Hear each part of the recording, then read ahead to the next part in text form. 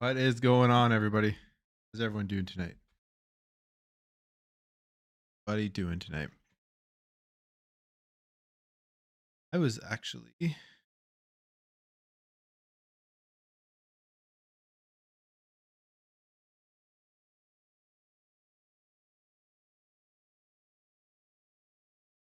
How's everyone doing tonight? Welcome back to another stream, another Sunday night.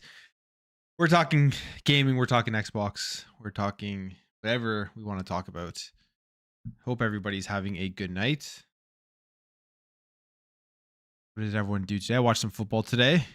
Watched some football. I watched. I'm actually watching the Lions game right now, and it's all tied up. How's everyone doing? 60 of you in here right now.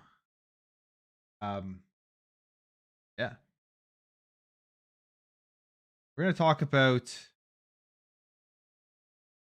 One second, I'm just trying to see if you guys can. We're gonna talk about a lot of stuff today. We're gonna go over a few things. As title of this stream says, we're really talking about obviously the Xbox, Activision, Blizzard stuff. We're gonna talk about Xbox publishing games on uh, Nintendo and PlayStation, as it was brought up again, I believe, on the Xbox 2 podcast by Jez Corden. So it looks like that's happening. We're gonna there's a bunch of news and rumor stuff that I'm gonna start off the show with that we're gonna go over first. Some cool stuff here with potentially Visions of Mana coming over to Game Pass, stuff like that. So cool leaks from older Call of Duties and just a bunch of other stuff. But what's up, everybody in the chat? Rachie, Matthew, it's Tim A. What's up, man? Everyone who's jumping in right now. Hope everyone is having a good night. Hope everyone had a good weekend. What are the games you guys played this weekend? I know for me, I was playing against Prince of Persia, playing a game I can't talk about right now, but in a couple weeks I will be talking about it. So stay tuned for that. And what else was I playing? That's pretty much it. That took up my weekend with other things that had to do, but hope everyone is enjoying their weekend. Web Dave, welcome to the chat. Welcome all of Web Dave's viewer from his channel, their podcast that they have on at 7 p.m. Eastern Standard Time on Sundays, just before I go live at 9. So make sure to go check them out. Gamers Council podcasts, great podcast over there, what they do. So go check them out. Go check out Web Dave's channel. Awesome guys over there. So welcome everyone. Welcome. All right. Looking at my settings here. Shin Megami Tensei on 3DS. Wow. Nice. I gotta pull my 3DS out. And all my physical games, all my physical Nintendo Switch games. We'll definitely be talking about physical, digital side of stuff, based off of the firing or layoffs at Activision, Blizzard, and Xbox. And what does that mean for physical games of the future? And am I just a dinosaur? Am I just a dinosaur that loves my physical games and never wants to see physical going away? We'll get into that as well. Just gonna wait a little bit here. I was gonna put on some like nice like chill music in the background or something, off like Spotify royalty free. Trying to get it up here, but I don't know if it is gonna be coming up. Yeah, let's see if I can get some nice chill, relaxing music here in the background.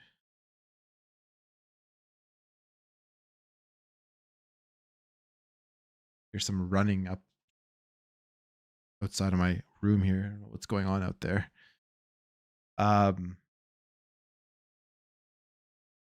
Chill, relaxing. Going up here. Well, you know what's going on. Going on my settings. Or for the slow start to getting into the topics and everything. Just trying to I spice up the stream, it's a little bit background music, very low background music. So you're not just listening. You guys listen to my voice a lot, right? There we go. That work?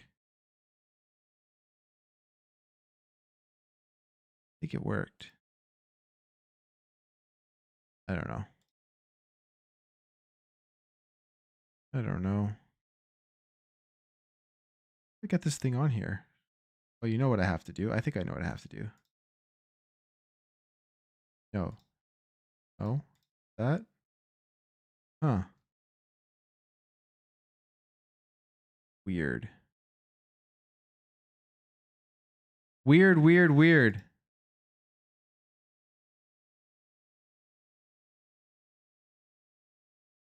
Anyways, what's up, everyone? Sorry. I'm going off and just doing random stuff here. We got 107 of you in here. So there's a bunch of little things I want to go over first. And oh, you wait. I think I got it. I think I got it. I think I know. That work?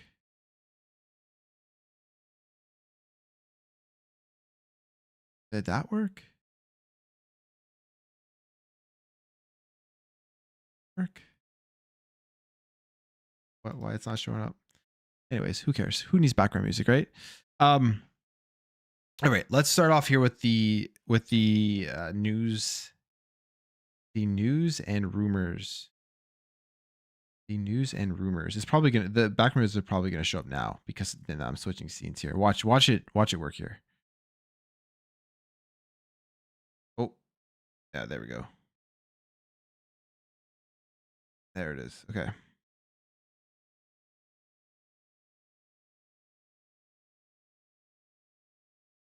Okay. All right, so we're gonna. Sorry, bear with me, guys. Sorry about this. Sorry about these technical difficulties live. Been a long day.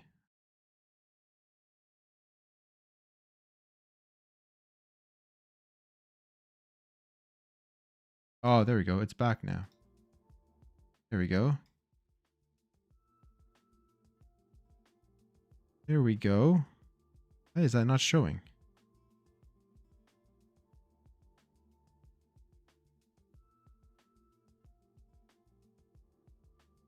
I don't know where the hell. What is happening here?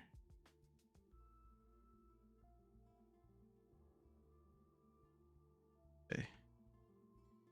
Sorry about that.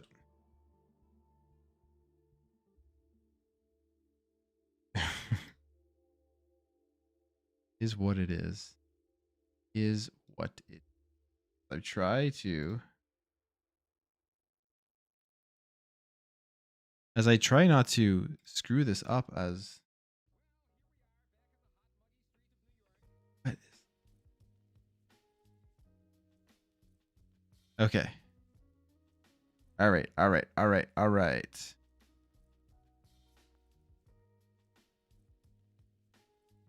Okay, let's go. Okay. I don't know what's going on with the layout here. Don't know what's going on with the browser, but we're going to work with this because, it messed up live. It messed up all live on me. So we're going to work with this here. And we're going to talk about some news and rumors going around here that have been circulating over the last couple of days. Oh, I know what's going on here. Oh, my God. There it is. All of a sudden it worked. Okay. Sorry about technical difficulties. I know I'm just rambling here. I got 107 of you guys in here watching me being an idiot. Let's just jump into this. Hope everyone's having a good weekend. I hope everybody got to relax, played some games, watch some football. But let's talk about some news and rumors because there are a bunch of news and rumors here that have been going around. One of the first things that I think would be a great thing. I first saw this and people were saying this was confirmed. And to be clear, this is absolutely not confirmed. This is just people's speculation based off of looking at stuff on the Xbox website that notoriously they've messed up their website and accidentally said games were coming over to Game Pass that weren't coming to Game Pass. But this one here is very interesting to me. It's very intriguing because we just saw the Xbox Developer Direct, right? And the fifth game that was a surprise at the Developer Direct was Visions of Mana. And I think this game looks really good, really fun. I've played Sword of Mana, Secret of Mana. Those are the only two I've played in the series. And I mean, I played Secret of Mana way back on the Super Nintendo. So it's like I don't even fully remember everything of it. But Sword of Mana, I've just recently actually randomly jumped into. I have a handheld called the Analog Pocket, which allows you to play Game Boy Advance games and pretty much any handheld, or lots of different emulators you can put on there, as well as actually use cartridges. And I have the Secret of Mana cartridge, which I think I played way back, but I forgot everything about the game. So I just started playing it like last week, put in maybe just a couple of hours so far. And it's a nice old school action RPG on the GBA. Fun game. So when I saw Visions of Mana pop up here, I'm like, I really hope this one is coming to Game Pass. My initial reaction when they came out with Visions of Mana was at the Xbox, the Developer Direct, was I was pumped because I thought it was coming to Game Pass. So we see the trailer, we see what this game is all about. They show some more gameplay of it. Looks very much like a Dragon Quest game with the graphic aesthetic and everything. I feel like they've taken a lot of stuff from there, but I think it looks really fun. And then they ended off the trailer and it just says coming to Xbox, right? Coming to Xbox and PC. So no Game Pass announcement at the Developer Direct. And then we get a couple of days later or a week later, people seeing things pop up on the Xbox website that is claiming now that potentially it could be coming over to Xbox Game Pass. And what we see from here is there's a tweet here from Idlesoft. So this one didn't make any sense because it says confirmed, which it obviously is not confirmed. Just because it says play day one doesn't mean it is confirmed coming to Xbox Game Pass. And then there was some more stuff that did pop up here that would signal that this game potentially is coming over to Game Pass. So we have this. I don't know what Twitter does here with this new thing they have for their desktop layout, but we have this. So if you actually Google Visions of Mana on Google and Visions of Mana of Xbox, you'll see I actually did it myself. This did happen. The link, the headline that you click to get onto the Xbox website says Visions of Mana coming to Xbox or console and Game Pass. Now, I don't know why they would leave PC out of this title, console, PC, and Game Pass or whatever, but they just say console and Game Pass, maybe because their Game Pass Ultimate includes PC. So maybe that's why they don't say anything there. But this shows up, so people are speculating now that this is coming to Game Pass. And then there's actually a dive here into the web page, the source code of the Visions of Mana Xbox store page. And then if you can see here that it does say it is coming over to Xbox Game Pass. So this would be another huge get for Xbox and the Game Pass additions. Now, why didn't they announce it at the Developer Direct? Not too sure. Like, I'm not 100% sure why that would be the case. Why they wouldn't do that? Because, I mean, maybe Square Enix is thinking they want people to pre-order it and not wait for the Game Pass release. They want to make sure they get as many pre-orders as possible on the Xbox platform.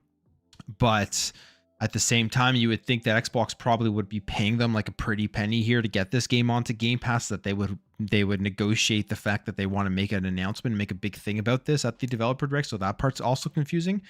If it is actually truly coming to Xbox Game Pass, who knows, right? Who knows why they didn't announce it? But I mean, they've done things like this in the past. Like if you think about Outriders, People Can Fly's game, published by Square Enix, that game, they didn't announce that game was coming to Game Pass literally until the last second, right? So maybe it's like another one of those situations where they just have this deal here with Square Enix where they don't announce stuff until the last second that it is coming to Xbox Game Pass. But if this one does come, it's huge. JRPG, really shows that relationship between Xbox and Square Enix that Phil Spencer was touting that they're working on and improving on is legitimately being worked on and improved on.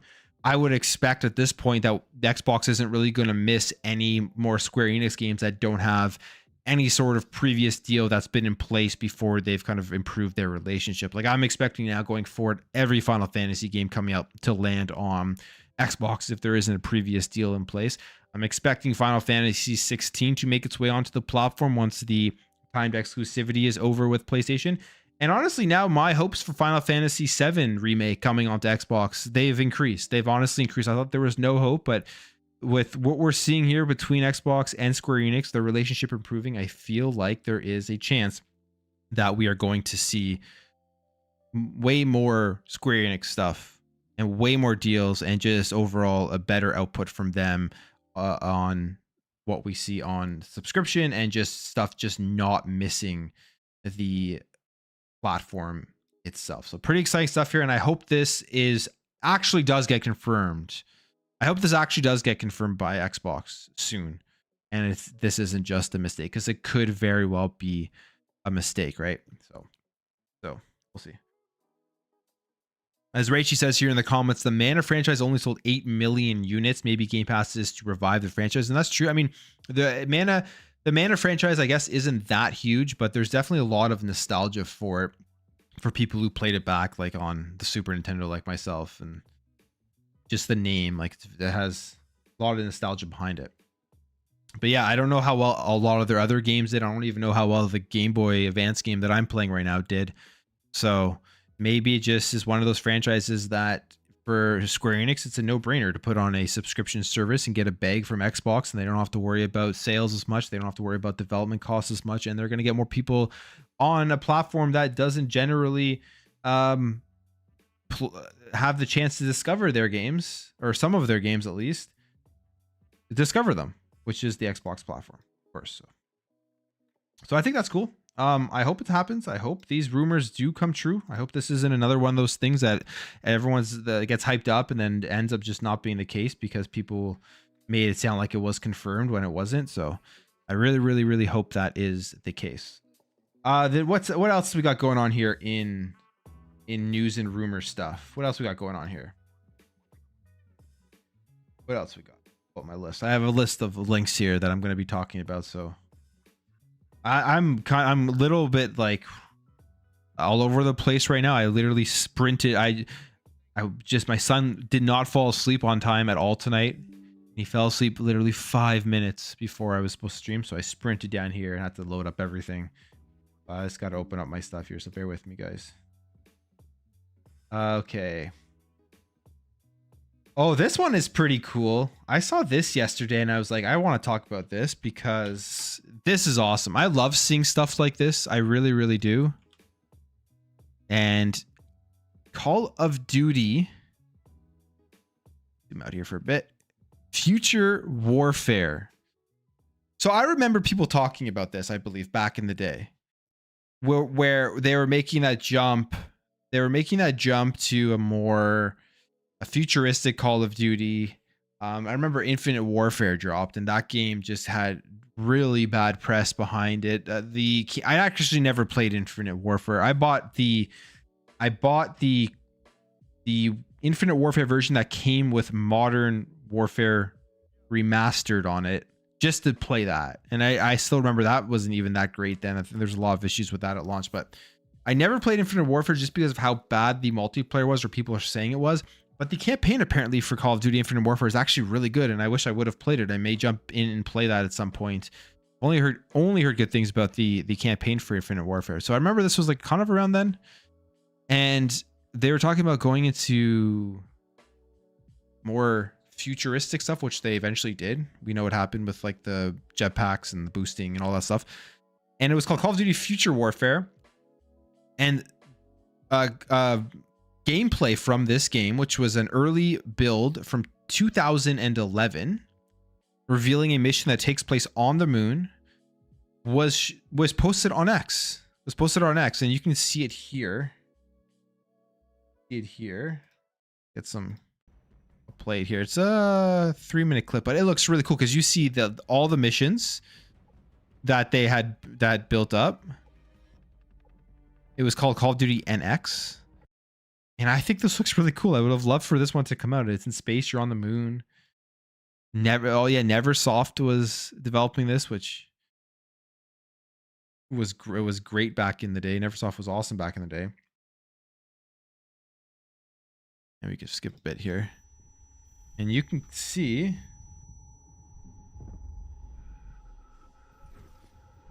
this opening scene for this mission.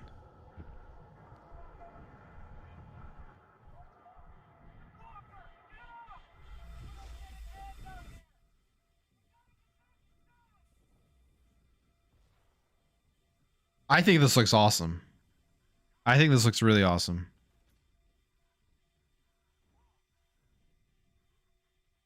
You can see like the FPS and stuff on the screen and all their statistics. Very early build.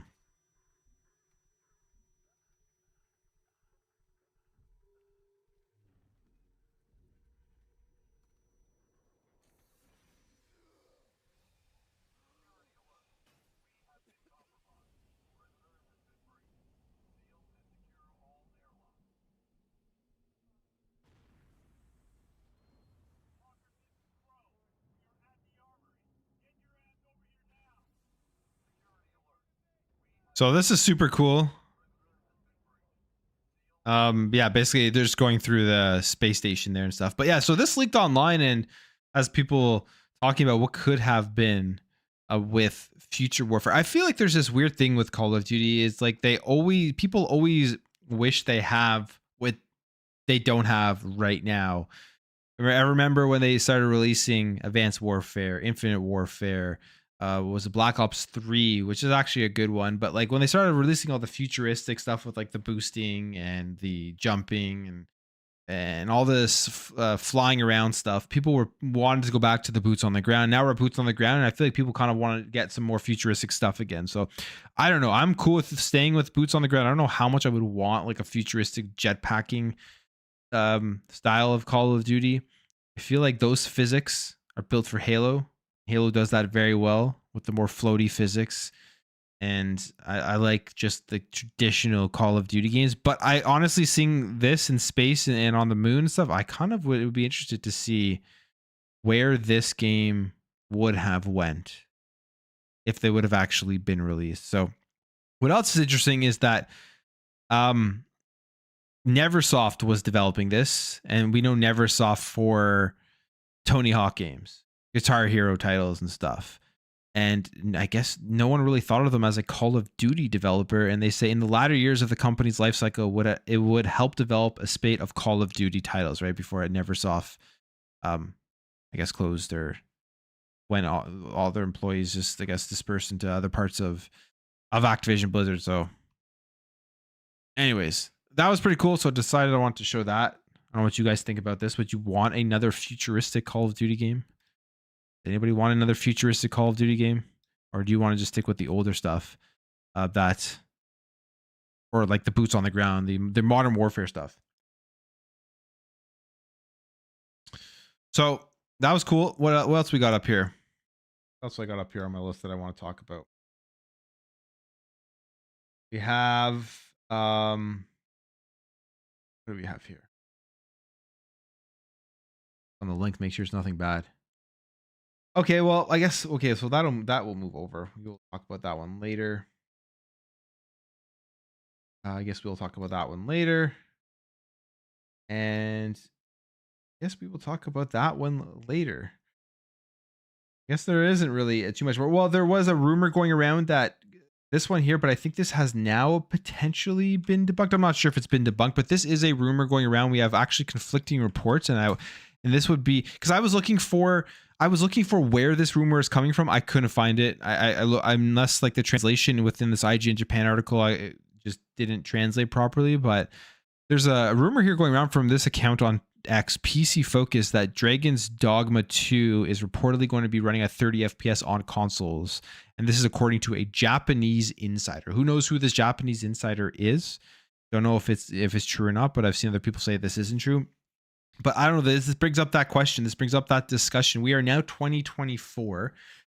When the Xbox Series X and the PlayStation 5 were marketed and launched to us in at the end of 2020, they were marketed and launched as 4K 60 FPS boxes. That's what we would be expecting for the entirety of this generation. And clearly, I mean, I would still say that the majority of games are at 60 frames per second, not 4K. Like the resolutions drop and everything. And the reality is, to me personally, is like I don't stare at the pixels. I don't count frames. Like I play games on my Xbox Series S all the time, and I have tons of enjoyment. I'm not somebody who's like so focused on like how many pixels are on a certain part of the screen and how jaggedy the edges are of everything. Obviously, when I see a beautiful looking game, it blows me away. It wows me, and I love to see that type of stuff. Like for example, Avatar. If you guys haven't played the Avatar game yet, even if you're not an Avatar fan, just from a graphics perspective, how beautiful that game is, it's really beautiful. It's really beautiful. So that like stuff like that blows me away. But like I'm okay with not the best looking games in the world as long as the gameplay is fun and I'm enjoying myself. I'm not gonna lose my mind over it. Where some people literally that's all they care about when it comes to games. So 30 FPS has been a discussion as well because we've had games like Starfield and 30 FPS, which I played the entirety of that game on my Xbox at 30 frames per second and had a great time. I'm not going to lie, it didn't affect my experience at all. And I'm not just saying that because I like Xbox. I'm just being honest. It did not affect my experience one bit.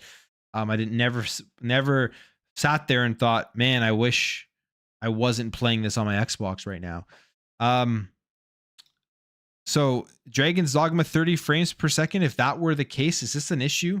I don't know. It's an action RPG. Yes, it depends how that 30 FPS feels. And the question here more is that those promises about 60 frames per second for every game going in this generation obviously were not true. Are we going to see more of this type of stuff as games get more detailed, as it gets more as these developers just want to put more into their games and make them look better and everything?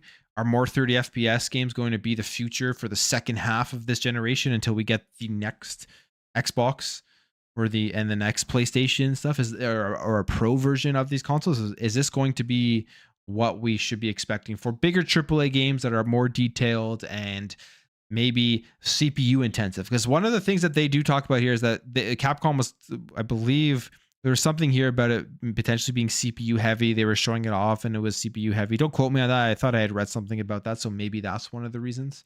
More about the games that are CPU heavy that are having issues getting the 60 FPS optimization. And I can totally understand a studio just, if they can't get like at least a decent steady 60 FPS where there's not like huge drops in frames that does hurt your experience. I can get with these studios wanting to lock it at 30 frames per second. Obviously that's not ideal. I think every game should have at least have a performance mode where it gives the player the choice, even if those frames in that performance mode are like 50 to 60 and they're going 50 to 60 and they're not locked to 60, which most of them aren't. I think it should give people choice. Or even if they can make a performance mode with like 45 FPS or 40 FPS, or like maybe even that, I think should be a choice. But yeah, we'll see if Dragon's Dogma 2. Dragon's Dogma 2 does look phenomenal. I never finished the first one. I kind of want to go back and finish it before March and see how it improves. One of the things with the first one, if I remember correctly, was it was kind of like a little janky. Maybe that's what threw me off from it, and maybe a bit repetitive as well. Don't totally remember. But I did play somewhat through the first game. So, but this one looks phenomenal. And what I like is that they said you don't need to have played the first one to actually enjoy and jump in to this one. But we'll see. And again, this also brings up the question about the pro versions of consoles, right? Do we need pro versions of consoles? I know we hear about the rumors about the PS5 Pro. Are we getting an Xbox Pro if they do that? I don't know. I think like we've seen what we're getting from Xbox for a refresh of the console, and that is going to be a digital Xbox Series X. So will we get a pro version if PlayStation puts out a pro version so they can stay on top from the power narrative. Because to me, if I'm Xbox, this is where to me it gets a little sticky, right? If you're Xbox, you launched the Series X, you launched this generation. One of the major things was having the power advantage. And if that power advantage is gone after the PS5 Pro goes away, do you care? Or if PS5 Pro comes out, do you care? Maybe not. Maybe they're looking at their sales numbers and thinking it's not worth it at this point. It won't make any difference at all. It may just make a difference from a marketing perspective and from the core people that follow this stuff and really wants that power advantage thing. So maybe they probably wouldn't. I think about it, they probably wouldn't. They probably won't. But yeah, Dragon's Dogma, that's the rumor right now that it's going to be in 30 frames per second on console. But again, huge rumor. I've seen conflicting takes on this that potentially is not even true. All right, we'll just quickly jump back here to my face.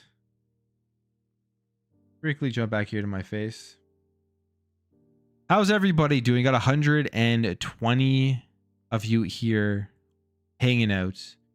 If it's your first time here, because for a long time I hadn't done any lives. I just go live now Sunday nights at 9 p.m. and we talk about the news. We talk about gaming news, talk about Xbox news, talk about essentially anything you guys want to talk about. But if you haven't hit the like, hit the subscribe. If you're new here, do all of those things. Help grow this channel. I'm almost at 20K. I think I'm at like 17.2K. Great to hit 20K subscribers on this channel. Great to hit 20K.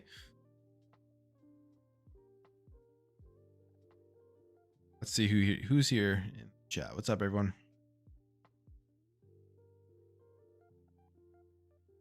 Oh, Wayne's World in the chat.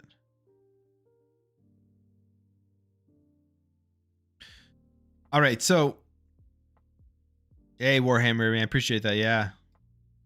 Yeah, maybe at some point. Maybe as the channel expands and it evolves, try going live. But it's gotta find that time, right?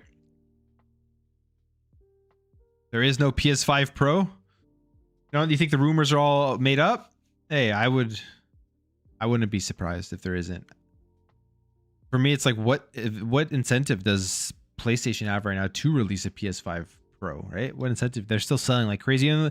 And we got to look at, so we can take a look at this. I'll be talking about some topics that I just throw in here because I kind of go on the fly, and I will be talking about these topics in my video tomorrow at 8 a.m. So feel free to listen to me twice. But PlayStation apparently is having a state of play finally at the end of this month or at the beginning of February. So speaking of state of PS5 Pro and PlayStation, this 2024 essentially now has been 100% confirmed that, well, unless something crazy happens later down. I don't want to say 100%. That's like a bet that you're almost begging to lose, right? But they are essentially here, and we now kind of know that there is no big first party game coming from PlayStation in 2024. And we kind of already knew that because the Insomniac leak kind of showed that as well. But Special Nick puts this tweet out earlier today and essentially leaking. Now, I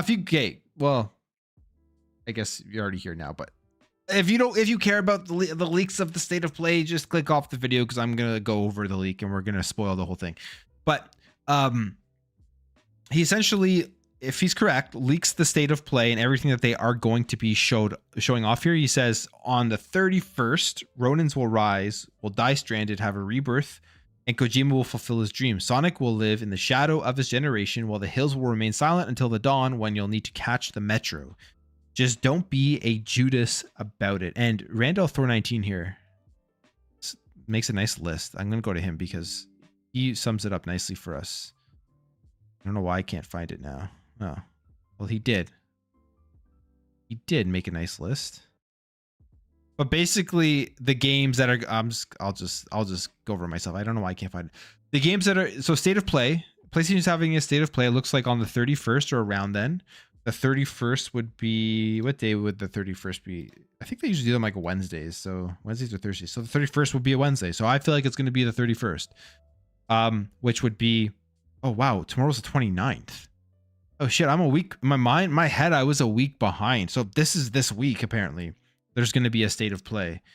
And they're going to be showing off Rise of the Ronin, Death Stranded 2, Final Fantasy VII Rebirth. So starting off, Rise of the Ronin we already know. We know all about that game. They've showed it off a million times. Looks cool. Looks great. Death Stranded 2. I don't care about Death Stranded. I think the first game is terrible. I don't know. I feel like people just cope and just like in their minds think it's a good game because it's Kojima. And if you're a Kojima fan, anything he puts out is good. That's just the way I look at it. I like Metal Gear, but I think Death Stranding is a bad game for a variety of reasons. Gameplay is boring.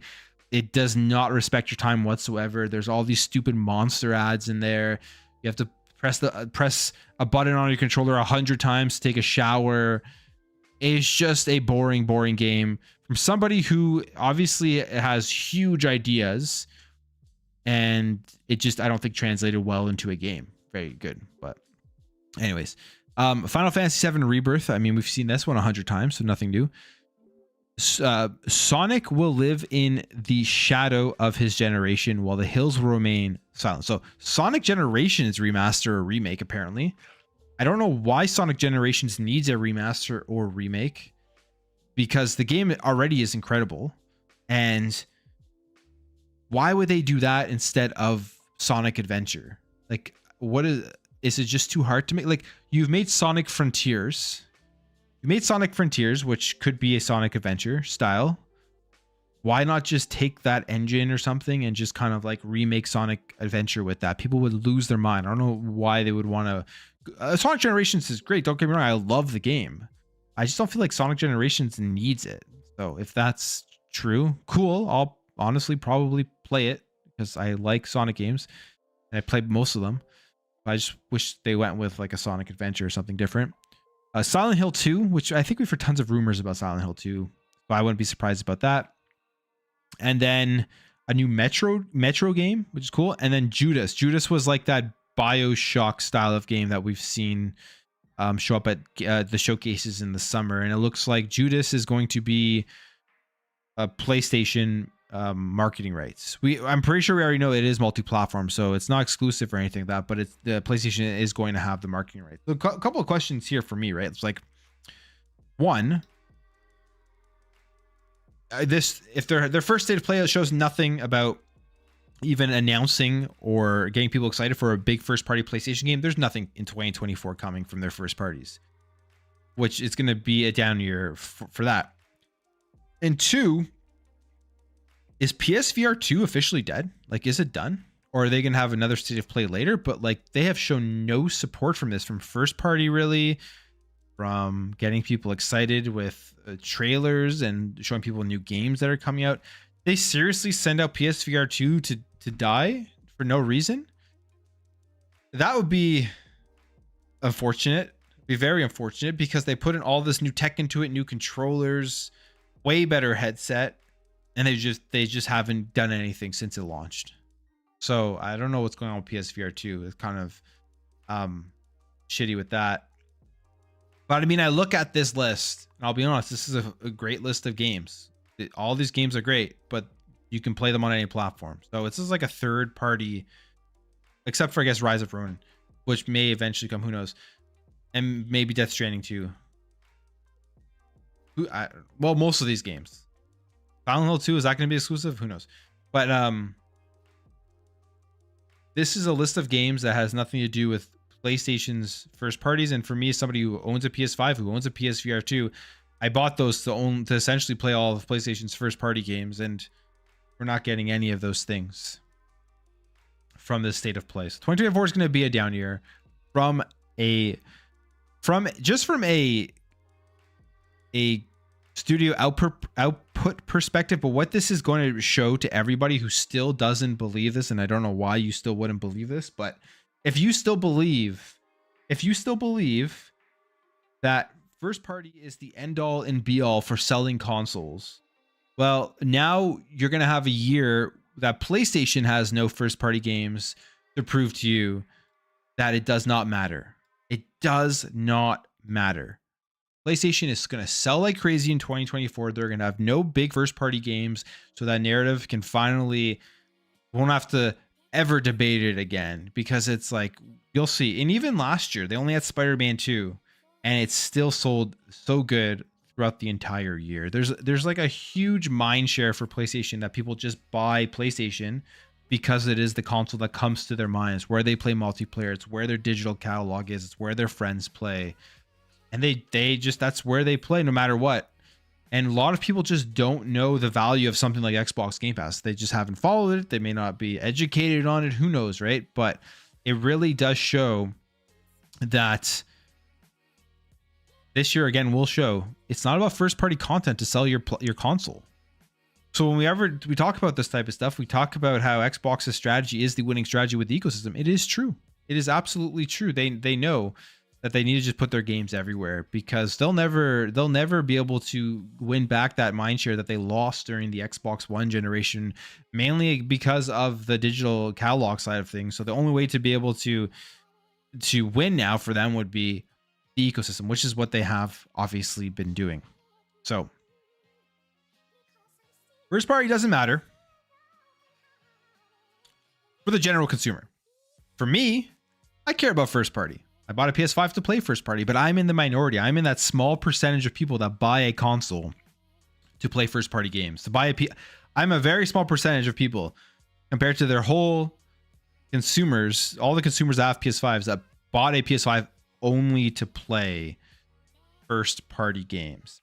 Now, proof of that, last year, 2023, you know, when you do that, your year on PlayStation or your year on Xbox, I had 48 hours on my PS5. That's it. They had one game, 48 hours. There was maybe some other stuff in there, very little stuff, but like 48 hours total for the entire year. So, well, what will I have this year? I'm not sure, because I'm like, Rise of Ronin looks cool. I know there are some, like, I know there are third party funded games, the PlayStation games that PlayStation has funded that look cool.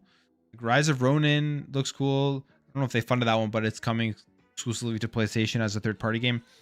Helldivers 2 looks pretty neat. I played the first one, but I just don't think I have time right now to jump into all that stuff with everything else that's coming out for Xbox, essentially, which is my main platform.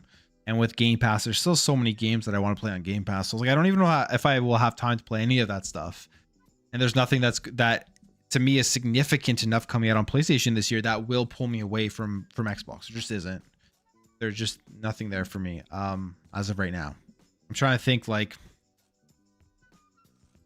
the God of War pulled me away when they released God of War Ragnarok, because I've played pretty much every God of War and I enjoy the series.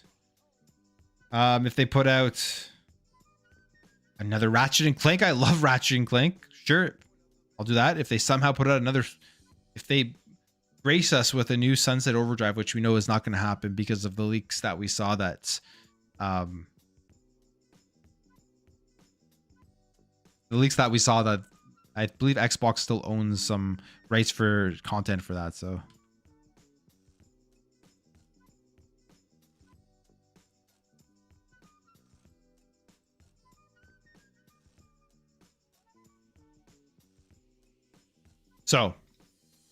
there's that. And now I guess that's the kind of a good so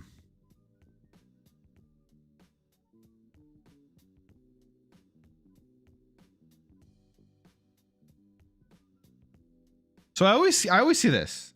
Rise of the Ronin and Helldivers 2s are both first party games. PlayStation is publishing them. Okay, if you want to go with that narrative, sure. You want to say they're both first party games. When I'm talking about their first party games, I'm talking about their games that are coming out from their first party studios, from the studios that they own, that they make, the studios that make the God of Wars, The Last of Us, the Ghost of Tsushimas. I would love for them to make a new Infamous game. I'm not talking about games that they publish. So we can go with that, sure. But for me personally, I don't really consider it. I consider them, I don't consider it the same thing. Wouldn't that be second party technically? I don't even know. We're in this new era of gaming where first party and third party and all of this stuff, it's all been redefined in the way that a lot of these games are releasing. It'll all be redefined. Hey, and you know, people say that here's the thing, when it comes to PlayStation, I'm not so much of like delusional to think that just because there's no games coming out from their first parties, that guys on PlayStation or girls or whatever don't have anything. There's still tons of content to play on PlayStation. I mean, even from that list, from that state of play, like Helldivers 2 looks cool. Rise of Ronin is going to be really fun for a lot of people. The other stuff, Final Fantasy VII Rebirth is going to be massive. I get it. There's still stuff to play. I just mean, for me personally, my PS5, I bought it to play their first party games, and I will wait for all of the other stuff that they publish to come out on another platform, to come out on PC, to come out on Xbox. I will wait for those games to come over, because they eventually potentially will, or even if they don't, I will just wait until they're super cheap to buy on PlayStation before I decide to ever play those games, because they just aren't on top of my list when I have so much other content I want to play on other platforms, on Xbox mainly. Even on my Switch, there's games I want to play. So there's just way other stuff, but Game Pass mainly, there's tons of back catalog games I want to jump into before I'm going to go out and spend here in Canada after tax like $90 on a game. So yeah, that's my thoughts on this stuff. But you know what? No one's going to care. Like, really, nobody is going to, in terms of the console sales for PlayStation 5, you will see this year. It won't matter. It will not matter. Which leads me to the next thing that I did want to discuss again. And the reason I'm discussing this again is because it was brought up again by Jez Corden about Xbox putting games in other places. Now, he didn't specifically, I don't believe, say anything, like whether it's Nintendo or PlayStation.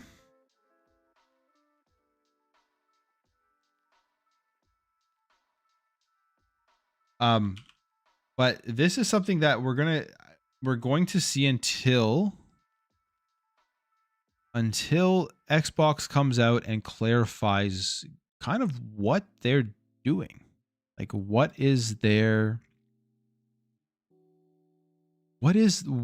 on? Like, what is their strategy? Has it changed? And this is from the Xbox 2 podcast. And Jez Corden says, I will say it's definitely happening. They're talking, we've been over this, but they're talking about Xbox putting games on Nintendo or on PlayStation or on other platforms, basically.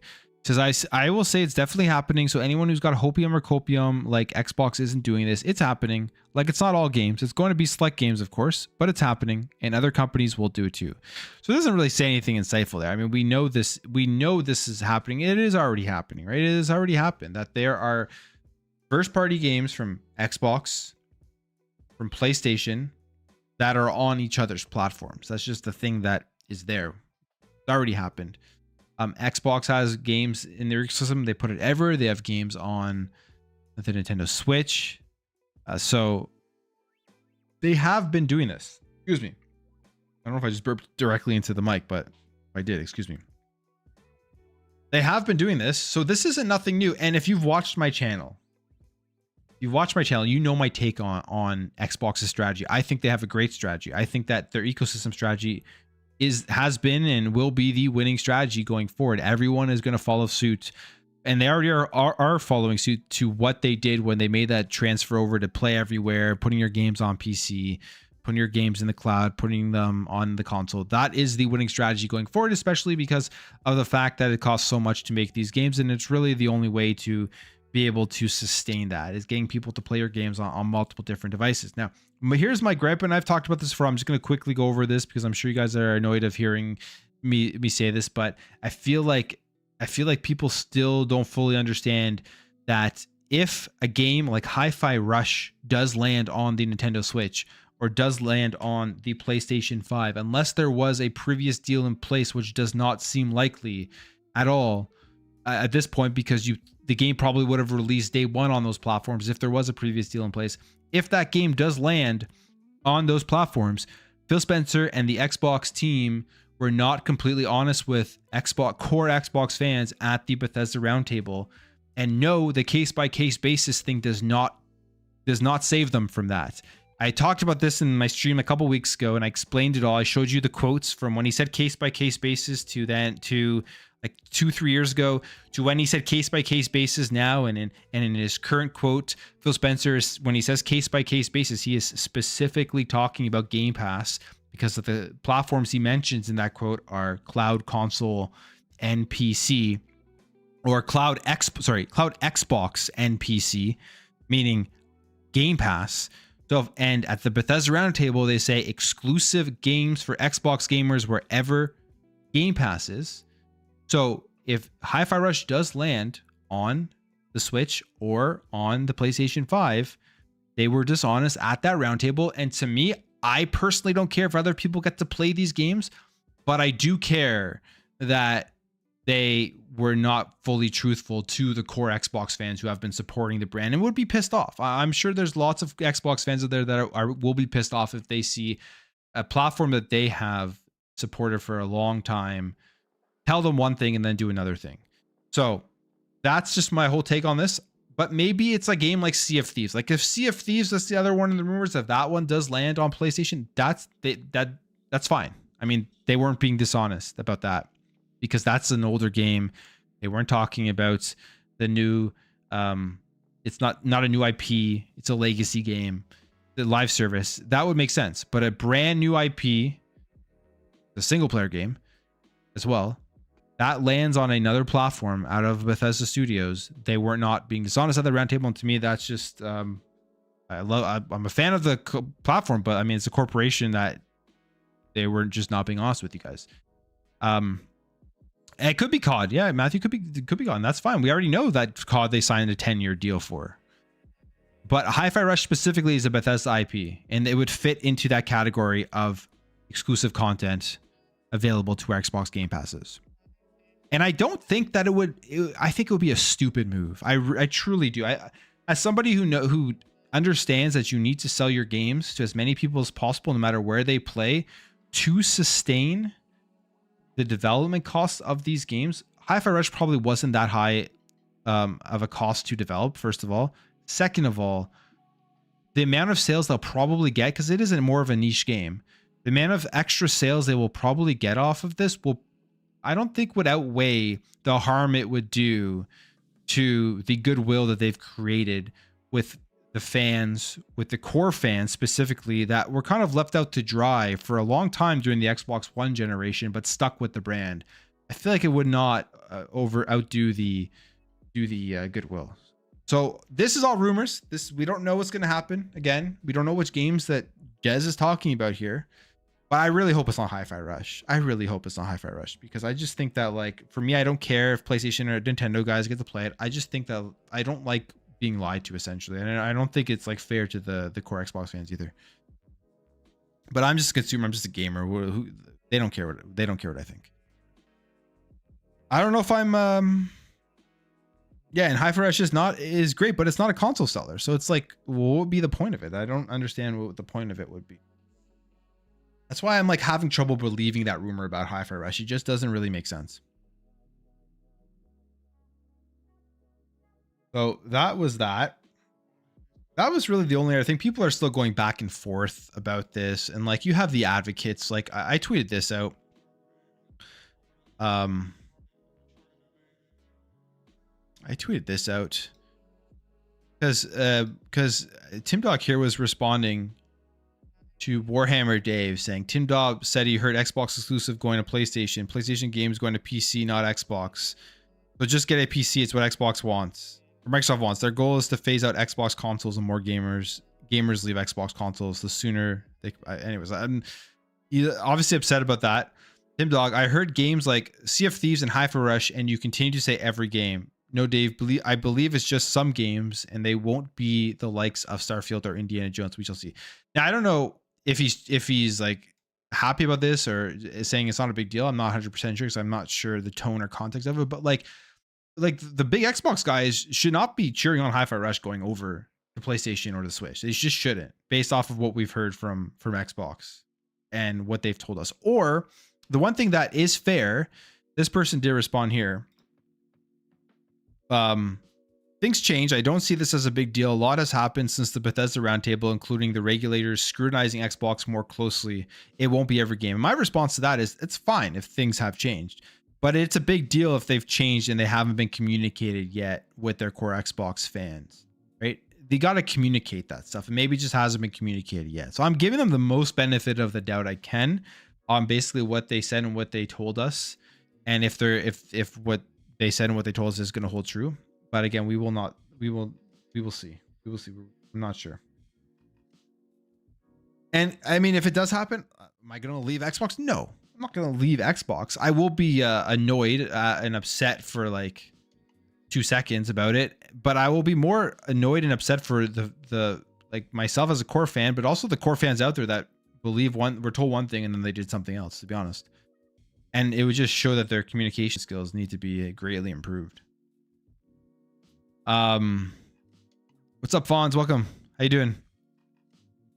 So that's kind of my take on that whole thing. Like that's just, it is what it is. And everyone keeps saying the case by case basis thing, but like I went over that. The case by case basis communication that they put out changed, and their most recent thing did not say it said Xbox console PC wherever Xbox Game Pass is, which is exactly in line as from what they said at the Bethesda roundtable.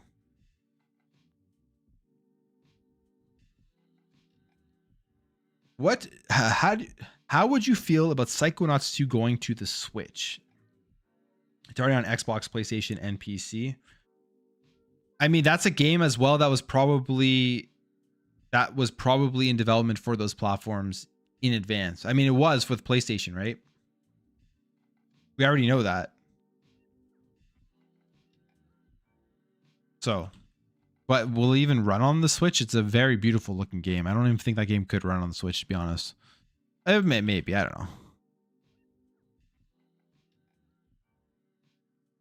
Again, my stance is I don't care that other people on other platforms play these games. It does not matter to me. Like, I'm actually more for that than against that. My issue is the lack of being honest with the fans. And if things change, you got to update the fans and communicate things have changed. And this is the new plan going forward. But every time I talk about this and every time I put a tweet out, I get like 100 people saying, not 100 people, I'm not that popular, but like I got a handful of people saying case by case basis.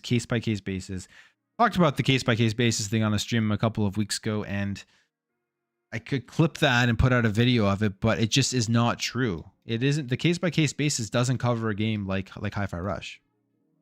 Unless I've severely misunderstood, and my timeline is where I did my little investigation and showed how it doesn't make sense, the case by case basis.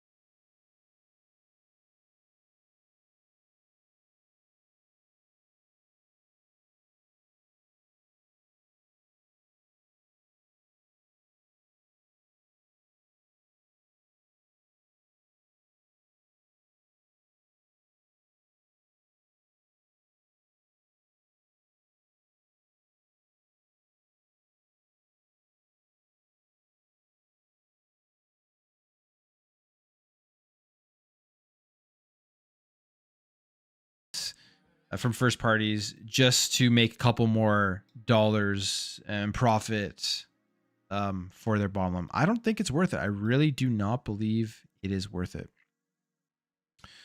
All right, let me just check out the chat here. We got, how many got in here now? We got 122 of you guys in here. Welcome, welcome, welcome. Welcome to the chat. Welcome to the stream. 9 p.m. 9 p.m. Eastern Standard Time. I go live on Sunday nights now just to talk games, and I hadn't streamed in a long time because I was in the middle, like this summer and into the fall. I was going through like 2 moves and just a huge headache. So now I've finally settled down into a place, and I can actually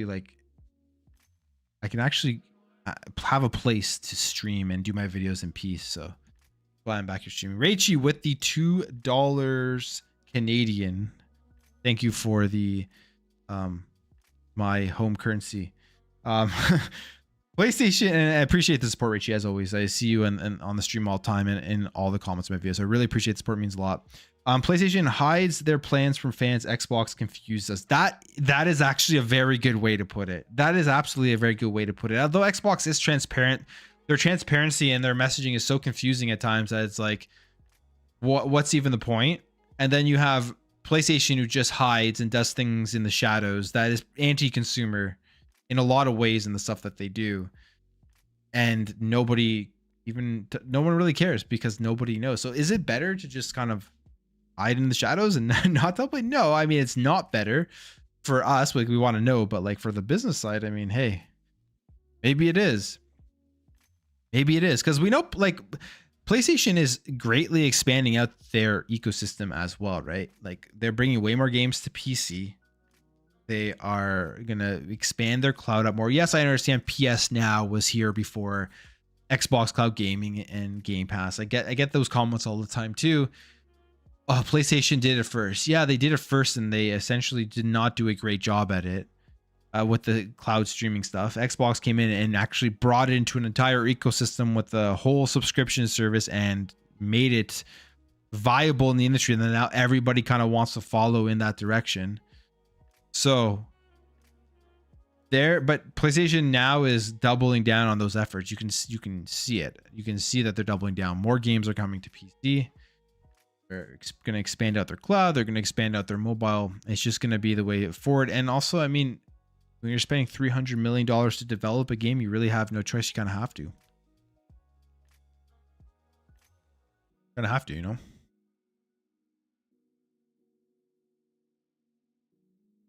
So there's that. And then I guess the last thing we will talk about today, which is obviously the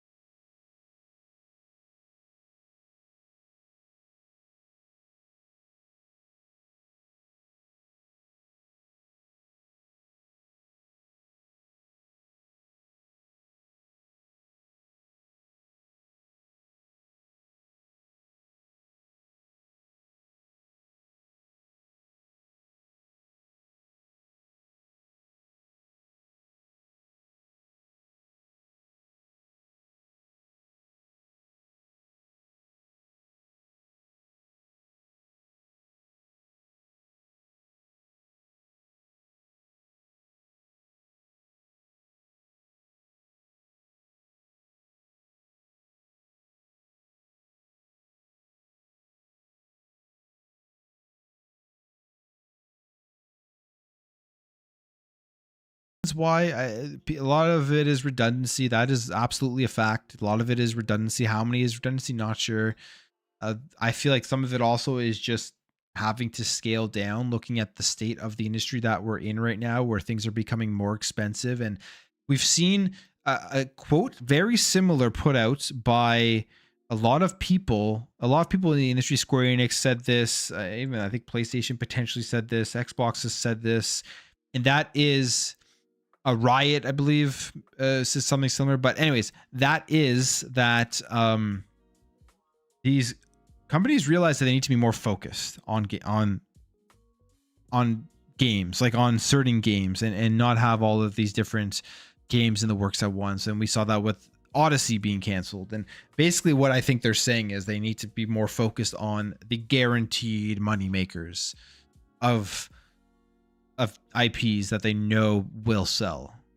Kind of what that sounds like, at least right now. That may change in 10 years from now as things get better. But when the development costs are costing hundreds of millions of dollars, and you're going to those financials every quarter and profit margins aren't big enough, they aren't growing enough, these companies take action to make sure that they are able to make more profit, make more money, and satisfy their financial stakeholders, I guess, or their shareholders, right? Like that's essentially what is happening in the industry right now. Is a lot of these companies realize that they need to make more money.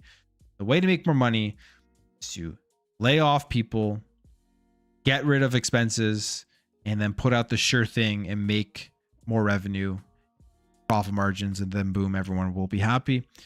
And Xbox did this here, lay off 1,900 people at Activision Blizzard. A wide variety of people got laid off across Activision Blizzard specifically. I think some people in the others, like Xbox Gaming, their other division that with their other first party studios, I think some people did get laid off, but not as much as anywhere else. And some of the biggest departments that did get hit here, I believe a whole customer support division got shut down. And then there was also a major department in bringing Xbox games to physical retail. Now, first of all, Jez tweeted this out initially. He says, Microsoft has also shut down departments dedicated to bringing Xbox games to physical retail, which if you've seen the digital-only Xbox console leaks, well, you can get an idea of where Xbox is going here. And everybody thought, okay, this is the end of physical. It's done. Xbox is going to get out of physical games and it's over. And that would be very logical to think. They're releasing Hellblade 2, no physical edition. Hi-Fi Rush didn't get a physical edition. And there was a mainline game has no physical edition to it.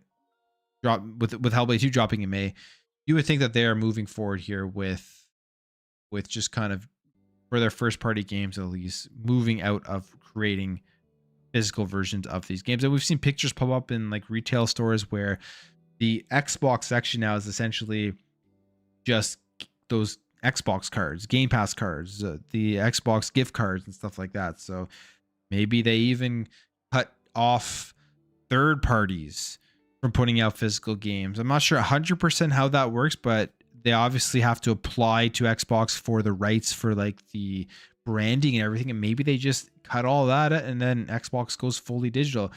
On top of that, we also know that the console that did get leaked, which is going to be their mid-gen refresh, is going to be an all-digital Xbox Series X. So they're clearly moving towards full digital. We've seen some numbers come out that like only 10% of Xbox gamers actually buy physical games. I'm in that 10% for at least a certain amount of my games. So I wouldn't be surprising. But Jez Corn also does note here after that tweet saying, reducing retail teams doesn't confirm Microsoft is quitting physical retail for Xbox games yet. They can outsource and might be consolidating here. So this could be consolidation. This could be outsourcing. But who knows? I mean, the future is digital, of course. So that was like a big point of discussion over the last couple of days. And I have some thoughts on the whole physical digital thing. Again, I'm probably in the minority of this. Maybe it's because I'm a dinosaur still when it comes to this type of stuff. And I accept that we're going digital. I accept that in 10 years from now there probably will be no more physical versions of games, minus like companies like Limited Run Games or Super Rare Games. Those companies that put out these limited edition versions of older styles games. I mean, they still put out games for the NES, the SNES. Other than those, we're probably not going to have major publishers anymore putting out physical versions of these games, especially if consoles just don't have physical disc slots anymore. But I'm absolutely against getting rid of physical games completely. I am absolutely against it. I think like this is a way. I mean, I guess it depends on what they do, but this to me is, there's two things that has to be concerned. One, game preservation. I guess we could start there. Game preservation alone. You get rid of physical games, we're going to see a future of, we've already started seeing it happen, games just disappearing off of servers, off of stores, and people aren't going to be able to buy them anymore. People aren't going to be able to play them. And they're just going to be gone into the void. And if there was never any physical version of these games, it's going to be really hard to actually get your hands on them. So that to me is probably the biggest concern. The other, and people say that you buy a physical game, it's just an unlock code to the store. And I used to think like every game was like that. Honestly, as we got into the Xbox Series X and S generation, I didn't fully look into the whole physical game stuff, even though I still bought them, in terms of what's actually on the disc. And I thought every single game essentially was just an unlock key to the store within the platform that you're on. And that just simply is not true. And I looked deeper into it, but if you go to doesitplay.org, or if you go to Does It Play on X, this guy literally documents every single game that you can play offline that has the full game on the disc, and that if you buy the physical version, you get the game itself. So even if there's no internet, and even if the game gets delisted off of the back end of a store, you're still going to be able to play it. I saw a tweet the other day, and I believe this is true. There's actually 3 new games actually have the full physical game on the disc. It was Prince of Persia, The Lost Crown,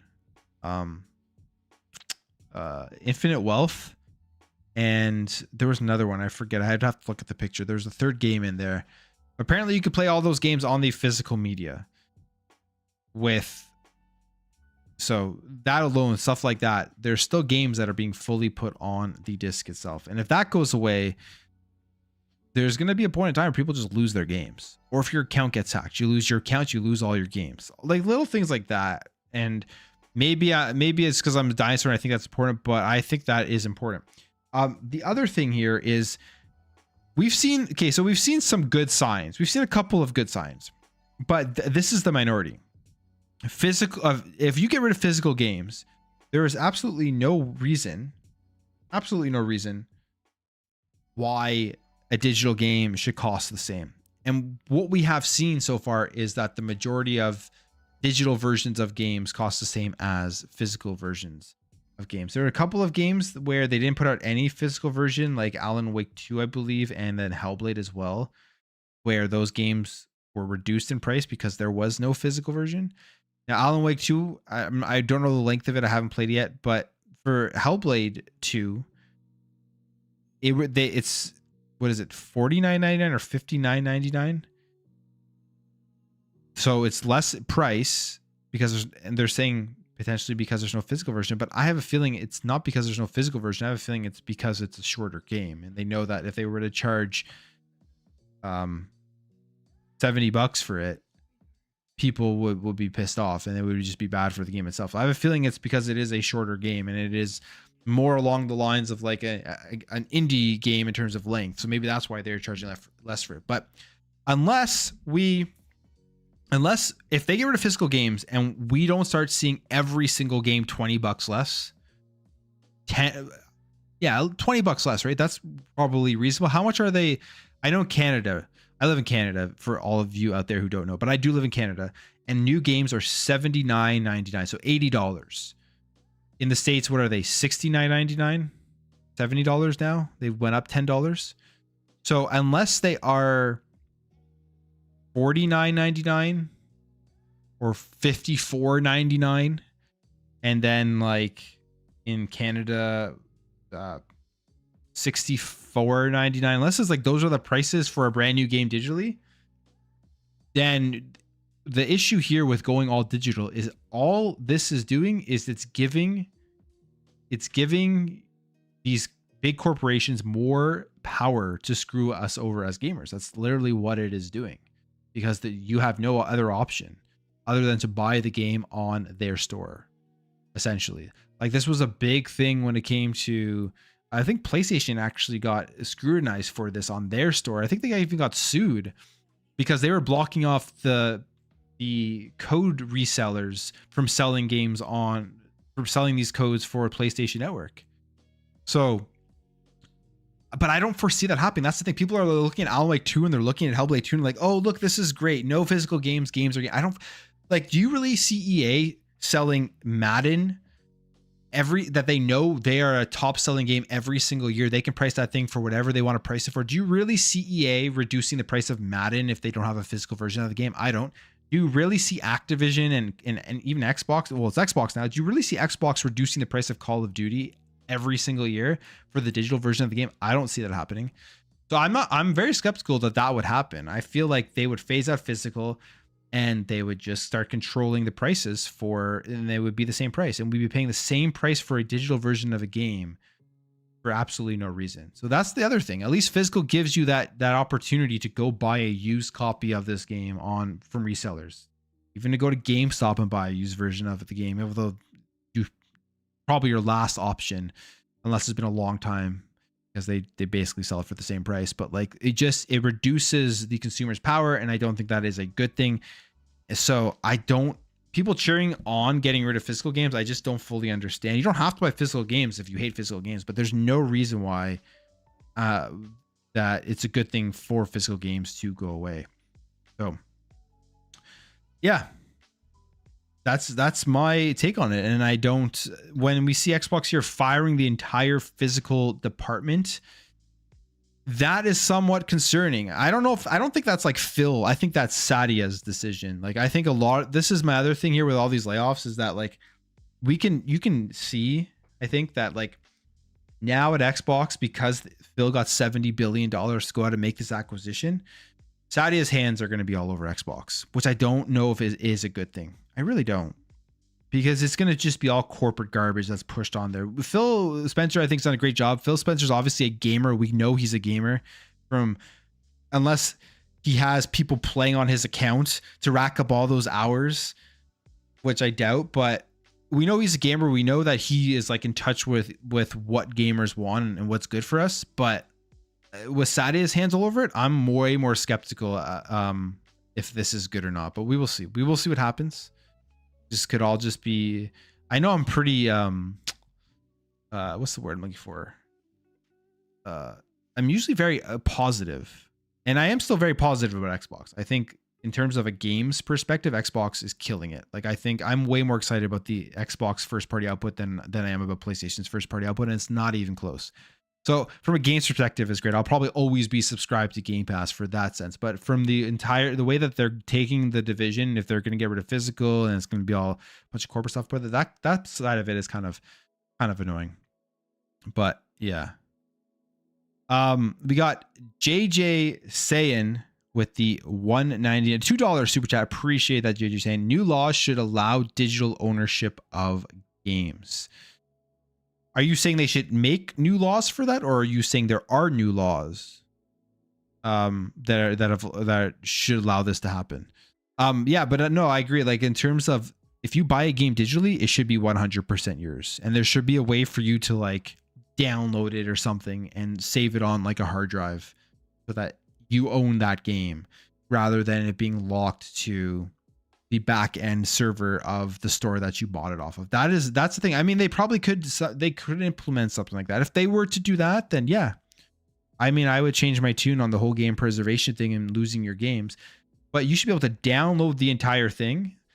Like, think about this. You should be able to download, they should make emulators like part of this. Download the entire thing and then somehow be able to emulate that game on hardware if it is powerful enough. Like, essentially, if you have a PC that can do it, right? Like, I don't know. there's so many things that can be done, but they're not going to do it because they're going to want to control the prices. This is my doom and gloom stream. This is my doom stream, my doom and gloom stream. I'm usually not doom and gloom. I'm usually very positive. And I am, like I said, I'm still very positive about Xbox, but there's just certain things that are like kind of like, oh man, am I going to have to become a Nintendo Switch main platform guy and start making Nintendo Switch channels? Because we know that they're going to be the last guys out of digital or out of physical. Is that what's going to have to happen to Plume Network? Oh, I mean, I do love my Switch, but yeah, I play on everything, but like, we'll see what happens. We'll see what happens. It'll be a couple of,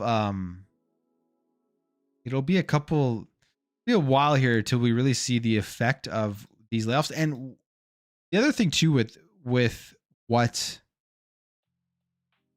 Activision Blizzard and this deal is, we still haven't heard anything. Like, when are we going to get that roundup? Now that the layoffs are done, now that all the negativity and the negative news is out of the way, is Xbox going to come back in February and give us a sit down as to what's happening with Activision Blizzard games? Are we going to get a drop of the back compat games that onto Game Pass and the older Call of Duty games, and maybe a look at potentially jumping into the back catalog and bringing back some older titles?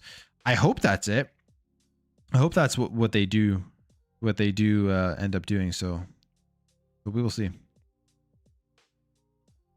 We will see what happens. But yeah, the whole layoff situation is sad for the people that lost their job. I think a lot of it is, I think Hogue Lost said it very well, that, I mean, it's not like something that, oh no, it's the end of this deal has gone bad. No, it's like a lot of it is redundancy for the people that did get laid off.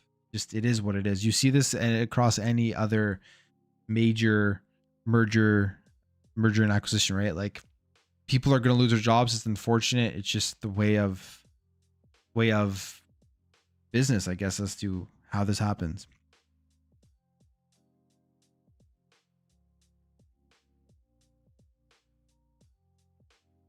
So OMFM, I said, if you listened correctly to what I said we pay $90 after tax, or with taxes. A full price game in Canada, brand new, is $79.99. And depending on where you live in Canada, there's different tax rates, but where I live, it's $90 after tax. Matt McDonald made it with the $5 super chat. Appreciate that. Appreciate the support for the channel, for the stream.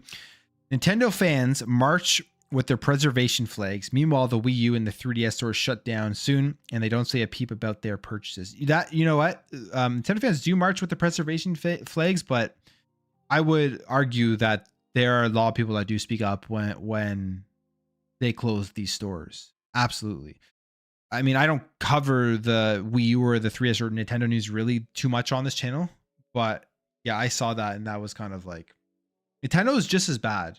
Don't get me wrong. Nintendo is bad for preservation as well.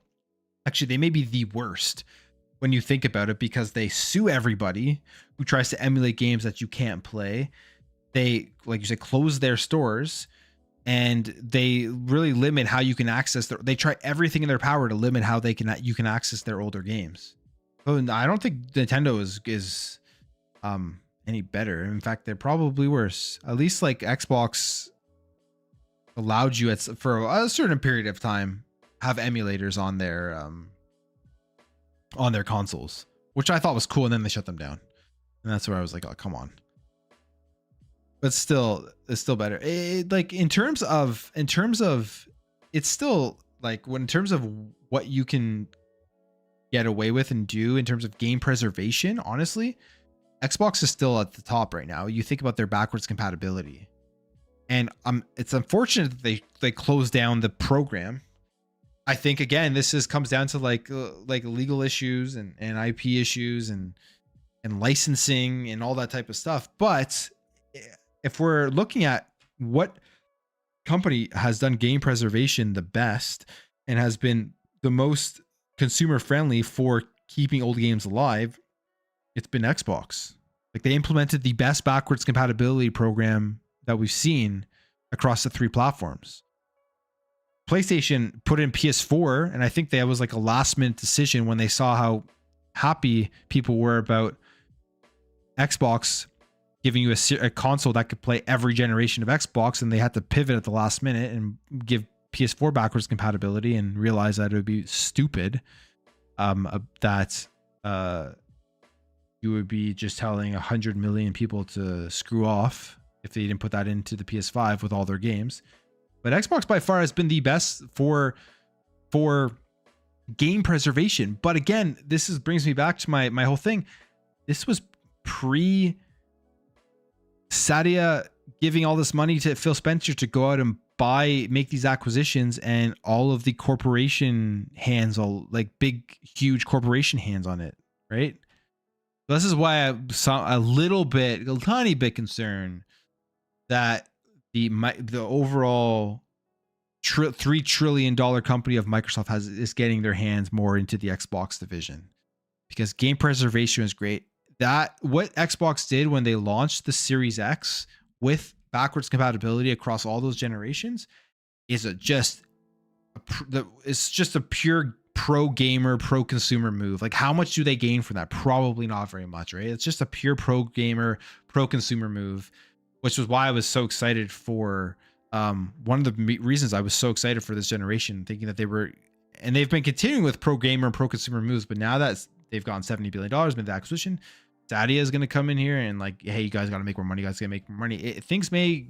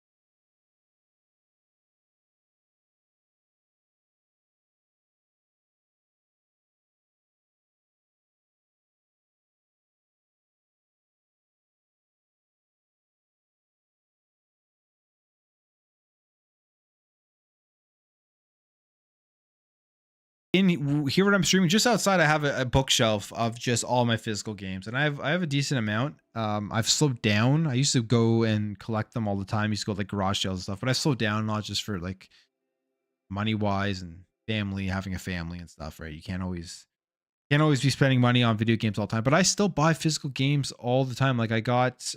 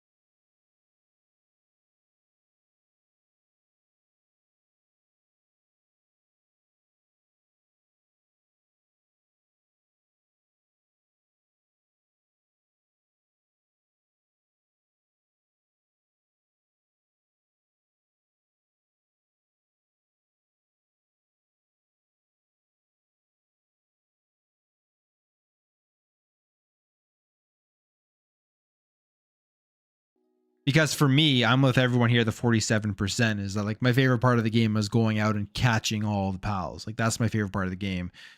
Luckily, I'm on a server and I don't have to do very much of the base building. I don't have to do very much of the survival. Actually, playing with my wife. We're on our own server. I let her take care of the base building and take care of the survival aspects and the management of the house. And I go out and I hunt and I catch the pals.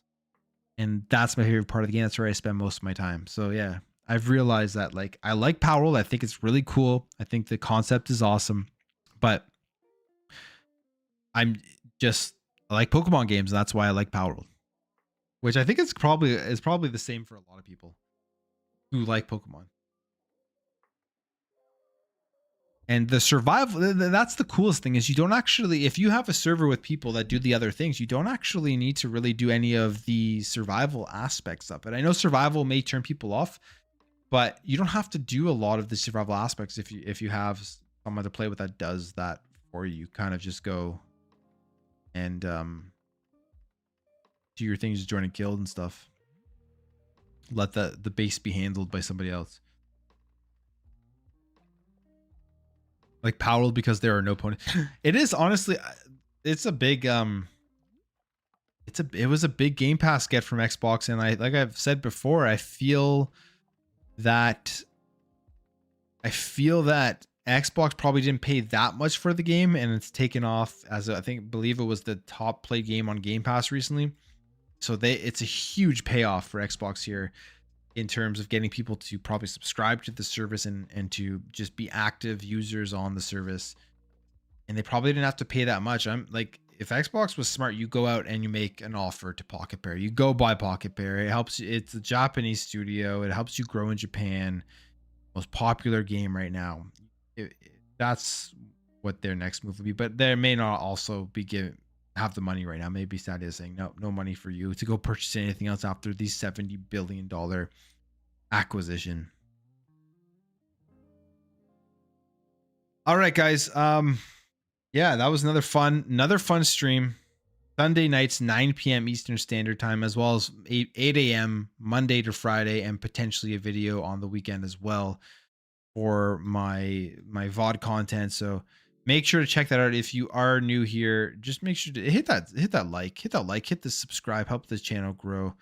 Love to hit 20k subscribers. 17 right now. So, but all the support means a lot, guys. Appreciate everyone, and I will catch you guys. I will catch you guys in the stream next week, and I will catch you guys on my daily videos. I have a good one coming out tomorrow, so stay tuned for that at 8 a.m. And hope everyone has a good night. And yeah, take care. I'm gonna call it for the night.